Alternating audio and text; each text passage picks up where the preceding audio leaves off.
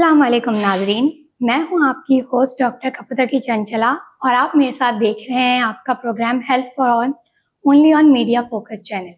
आज हमारे साथ एक मेहमान मौजूद हैं जो पेशे के लिहाज से एक इंटरवेंशनल कार्डियोलॉजिस्ट हैं इन OMI हॉस्पिटल। तो आइए उनको वेलकम करते हैं। हमारे साथ मौजूद है डॉक्टर उमैर अब्रार साहब। Thank you doctor Kapoor for having me on your show. Thank you, आप हमारे शो पे आए। तो हम आज बात करेंगे इंटरवेंशनल कार्डियोलॉजी से रिलेटेड एंजियोप्लास्टी और एंजियोग्राफी की। तो सर, ये जो कॉन्सेप्ट है एंजियोग्राफी और एंजियोप्लास्टी, पहले तो बताएं हमारे नाजरीन को कि इसमें फ़र्क क्या है, क्योंकि लोग कंफ्यूज होते हैं। अच्छा देखें डॉक्टर साहिबा, बहुत इंपॉर्टेंट बात है, अक्सर लोगों को नहीं पता होता कि एंजियोग्राफी क्या है और एंजियोप्लास्टी क्या है। एंजियोग्राफी इसी तरीके से अगर आप किसी पेशेंट का एक्सरे करें, just you get a film, आपके पास एक फिल्म आएगी और अगर उसको निमोनिया या पैच है, उसका ट्रीटमेंट है वो, ठीक है, उसके लिए आपको एंटीबायोटिक देना पड़ेगी। तो angiography is just a picture of your coronary artery, जो आपके दिल की शरियानें हैं उनकी एक पिक्चर है। एंजियोप्लास्टी उस अमल को कहते हैं, उस अमल में आप उन ब्लॉकेजेस, अगर फॉर इंस्टेंस एंजियोग्राफी में ब्लॉकेजेस आती हैं और उस अमल के जरिए, एंजियोप्लास्टी के जरिए उन शरियानों को खोला जाता है, तो वो प्रोसीजर कहलाता है एंजियोप्लास्टी। सो एक जस्ट आपकी पिक्चर है हार्ट की और एक ट्रीटमेंट है उसका।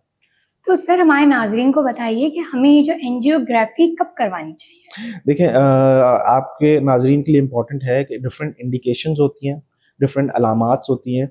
उनमें जो सब आजकल सबको पता है, जो सबसे इम्पोर्टेंट अलामात होती है, major heart attack, acute STEMI जिसे हम कहते हैं, उसके लिए तो आपको इमरजेंसी में लैंड करना पड़ता है। सीवियर चेस्ट पेन हो, कोई भी पेशेंट हो, उसको चाहिए कि वो इमरजेंसी में पहुंचे, कार्डियक इमरजेंसी में, जहां ये फैसिलिटी अवेलेबल हो, और फ़ौरन ही विद इन आप 90 मिनट्स में आपकी एंजियोप्लास्टी हो जाना चाहिए अगर मेजर हार्ट अटैक है।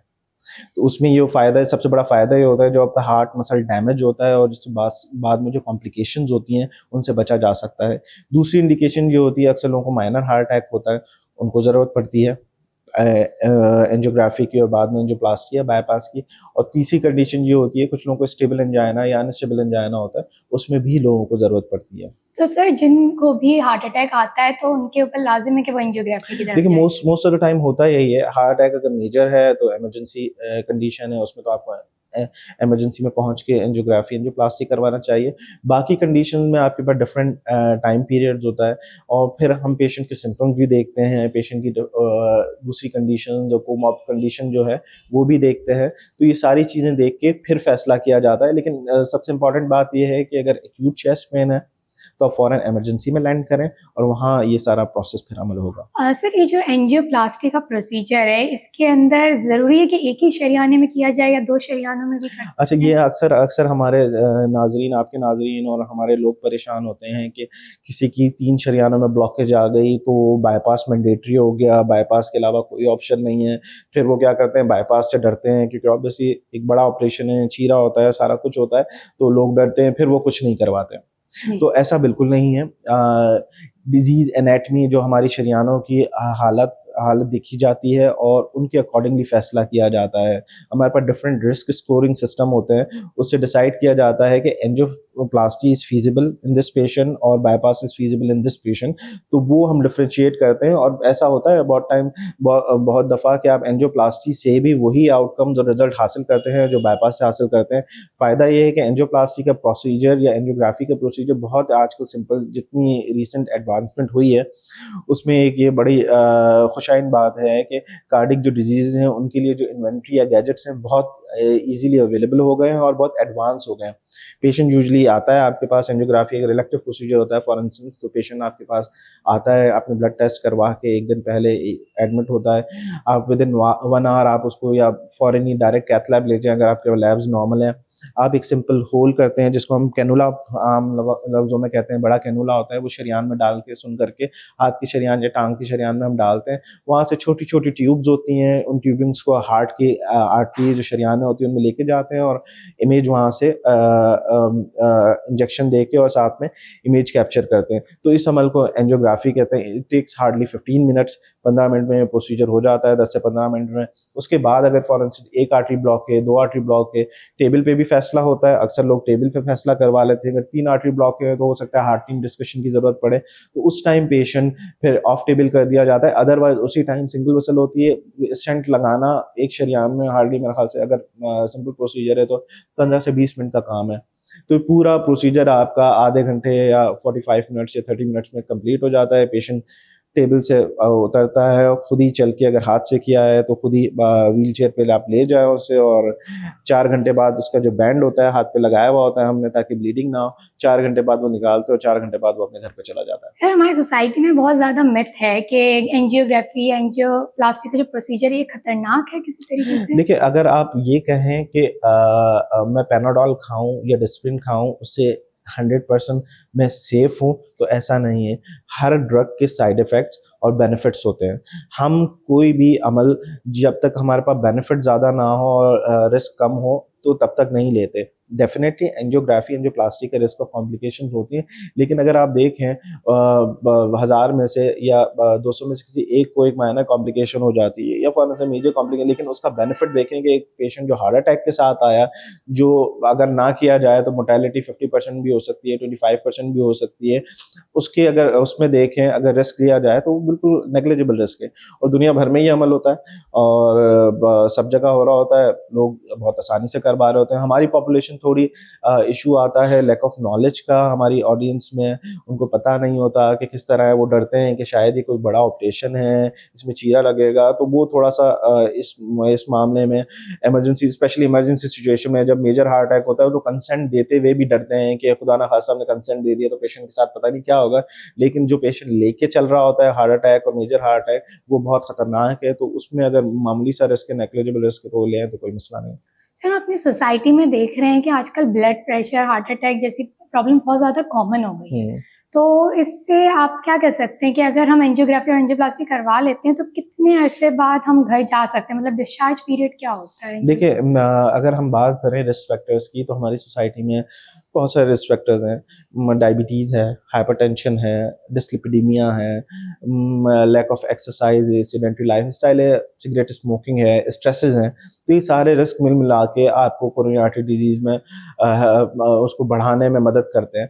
तो जब भी इस तरह के पेशेंट होते हैं जिनकी कोमॉर्बिड कंडीशन होती हैं, उनकी procedure stay hospital almost similar होता है, बहुत ज़्यादा डिफरेंस नहीं होता। जिनको कोमॉर्ब्स हों, उनको ऐसे कोई ब्लड प्रेशर है तो वो शुगर या ब्लड प्रेशर है किसी मरीज को, तो एंजियोप्लास्टी का टाइम उतना ही होता है, 4-5 घंटे आप हॉस्पिटल में स्टे करेंगे। हाथ से किए, अगर टांग से हमने अप्रोच किए तो उसमें फिर आपको हो सकता है कि 12 घंटे या 14 घंटे का स्टे हो, अदरवाइज वो भी सेम डे घर जा सकते हैं।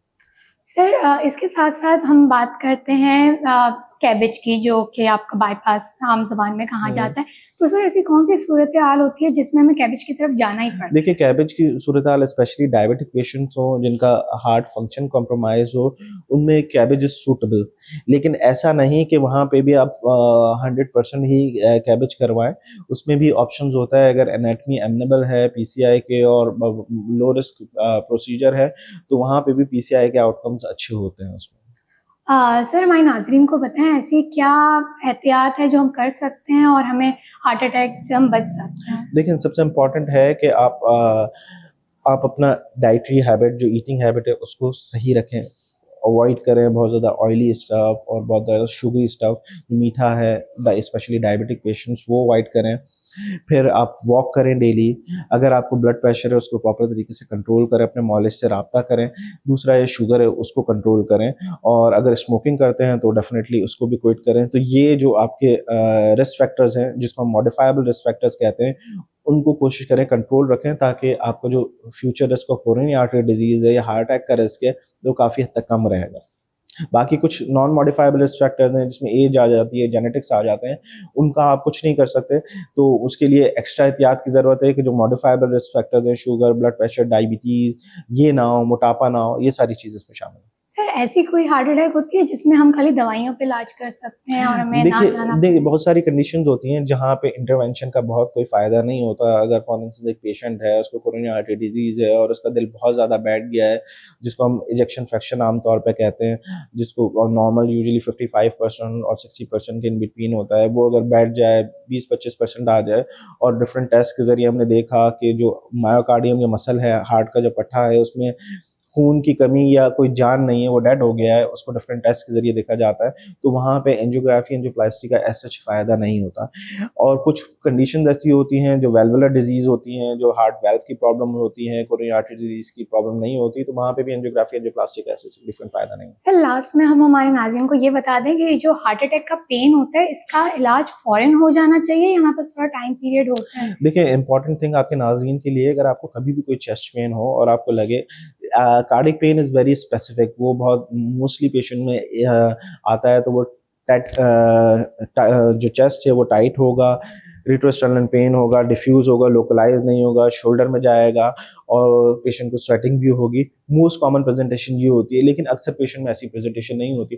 तो कभी भी आपको लगे कि चेस्ट पेन है या बायलैटरल शोल्डर पेन है या आर्म पेन है या स्वेटिंग बहुत ज़्यादा हो रही है, कभी कभार साइलेंट एमआईज भी होते हैं, तो आप एक करीबी आप हॉस्पिटल में जाके ईसीजी करवाएं और मॉलेज को दिखाएं। वहाँ से फिर आपका प्रोसेस शुरू होता है कि जिस हॉस्पिटल में आप जा रहे हैं वहाँ पे पीसीआई केपेबल हॉस्पिटल है कि नहीं, जो प्लास्टिक हो सकती है, नहीं हो सकती। तो फिर वहाँ से वो डिसाइड होता है कि अगर नहीं है तो आपको पीसीआई केपेबल हॉस्पिटल में भेजेंगे और वहाँ फिर वो सारा प्रोसेस शुरू होगा। तो कोशिश करें, अगर चेस्ट पेन है तो फ़ौरन इमरजेंसी में लैंड करें और इसको इग्नोर ना करें। सर चेस्ट पेन, एसिडिटी में भी इस तरीके के ही सिम्टम्स आते हैं कॉमनली, तो सर पेशेंट डिफरेंशिएट कैसे करेगा कि चेस्ट देखिए पेन एट है? Times it's very difficult to differentiate, because अगर इंफीरियर वॉल एमआई जिसे हम कहते हैं हार्ट की नीचे वाली दीवार का हार्ट अटैक हो, तो अक्सर लोगों को सिर्फ सिम्टम्स ही गैस्ट्राइटिस या मैदे में तकलीफ के साथ आते हैं। ठीक है, तो इट्स बेटर कि आप अपने मॉलेज को दिखाएं, वो ज़्यादा ज़रूरी है, रादर देन कि खुद डिसाइड करें कि क्या है। तो वो फिर ईसीजी करवानी है नहीं करवानी, वो आपका डॉक्टर डिसाइड करेगा।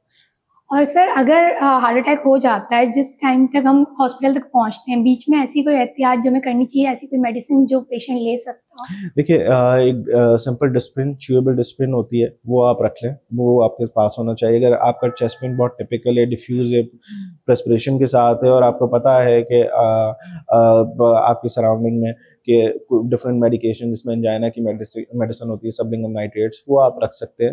लेकिन वो भी कोशिश करें कि आप रश टू द हॉस्पिटल, आप हॉस्पिटल की तरफ जाएं रादर देन सेल्फ मेडिकेशन करें, वो समटाइम नुकसानदेह होती है। सर जैसे कि हमें मालूम है कि जिनको ब्लड प्रेशर का मसला होता है उनको हार्ट रिलेटेड मसले ज़्यादा होते हैं, लेकिन दूसरे भी चीज़ें होती हैं जैसे डायबिटीज़ या किडनी डिजीजेस, इस तरीके के पेशेंट में क्या एंजियोग्राफी, एंजियोप्लास्टी ज़्यादा की जाती है या हार्ट अटैक का देखिए डायबिटिक पेशेंट का इश्यू ये होता है बिकॉज उनको सिर्फ कोरोनरी आर्टरी डिजीज नहीं होती, हार्ट की डिजीज, पेरिफेरल आर्टीरियल डिजीज भी होती है और कैरोटिड आर्टरी डिजीज भी होती है।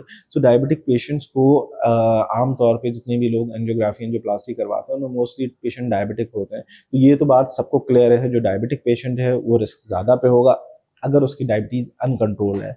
तो ज़्यादातर पेशेंट डायबिटिक ही होते हैं और इसलिए ज़रूरी है कि कहते हैं डायबिटीज़ को कंट्रोल रखा जाए तो डिजीज़ प्रोग्रेशन या डिजीज़ का होना वो कम हो जाता है।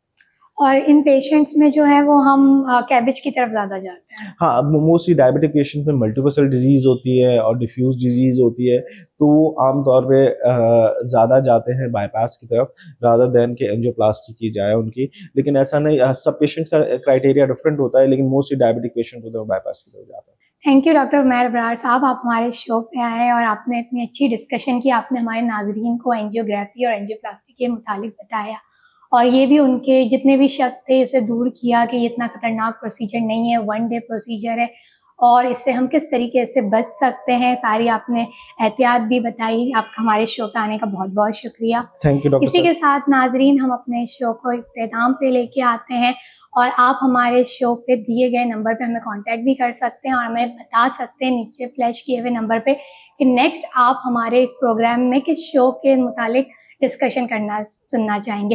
इसी के साथ आप मुझे इजाज़त दीजिए, अपनी होस्ट डॉक्टर कपूतकी चंचला और हमारे मेहमान डॉक्टर उमैर अबरार साहब को।